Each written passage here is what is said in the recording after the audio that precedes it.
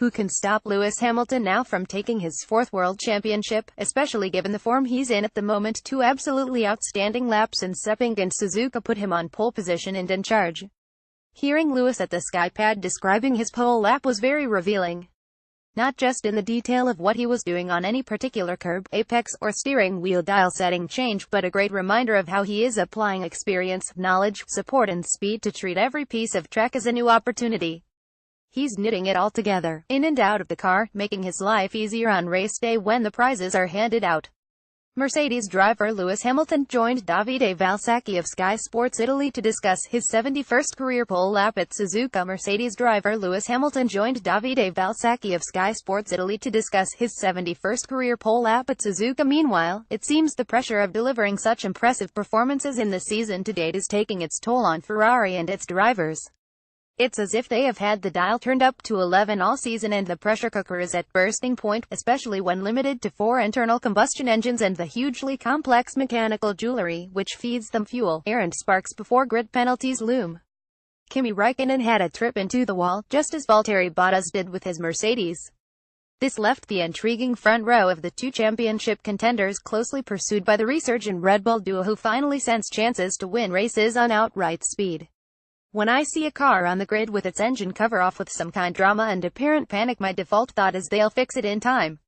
Sadly not so for Vettel again in Suzuka. He started the race well enough, slotting into second before being mugged at the T11 hairpin by Superkid.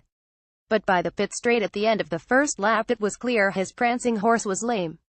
Just like in the Singapore first corner crash and the Sepang and Suzuka engine woes, my heart sank as I realized the spectacle of epic races and a down-to-the-wire championship were evaporating in front of our excited and hopeful eyes.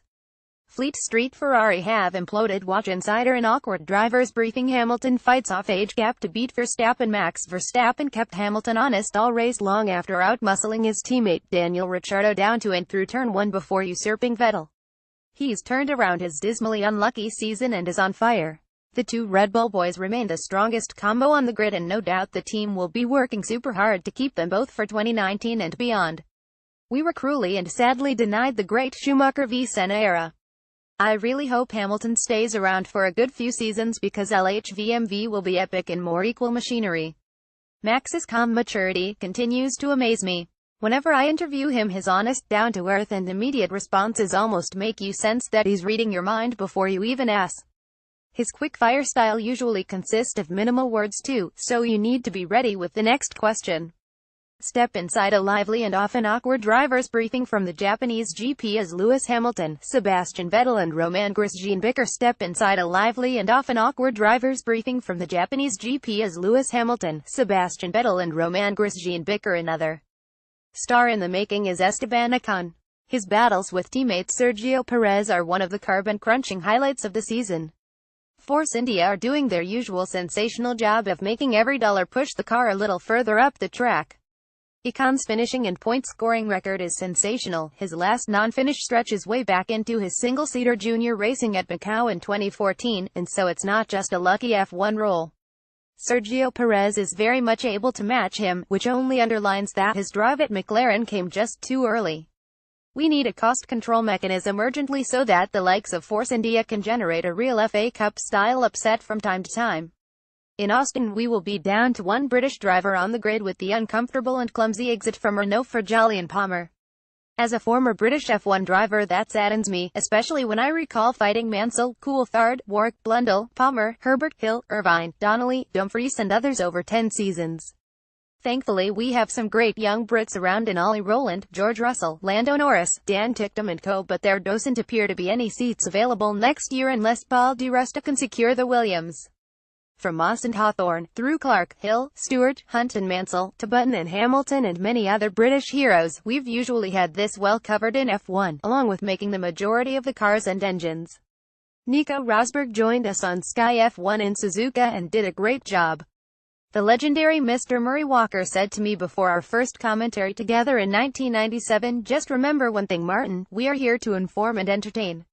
And informed we did in Suzuka because it soon became very clear that Nico was an opinionated open book on pretty much any subject. I had a few interviews with Nico when he was a driver under pressure for a championship and I often walked away thinking what the hell was that all about? At the weekend I thought he was fearless and impressive. When world champions like Rosberg, Hill and Villeneuve, and multiple winners like Coulthard, Webber and Herbert first come into TV, I like to observe with interest. How will they cope with the step change of moving from being revered and pampered in the paddock to the distant, cramped, cluttered and empty coffee cup world of the TV compound? The answer has always been seamlessly. Formula One heroes are hard-working team players and largely regular folk who happen to be very good at driving cars really fast, and excited to share their knowledge and passion for our great sport. They could easily afford to stay at home, chill out on a paradise island, but they are driven people. For Austin, we have to wait to see if Hamilton's vibration in the closing stages of the Suzuka translates into any problems, and also if Ferrari can resume normal 2017 service. Whatever happens, Hamilton is looking invincible. MB.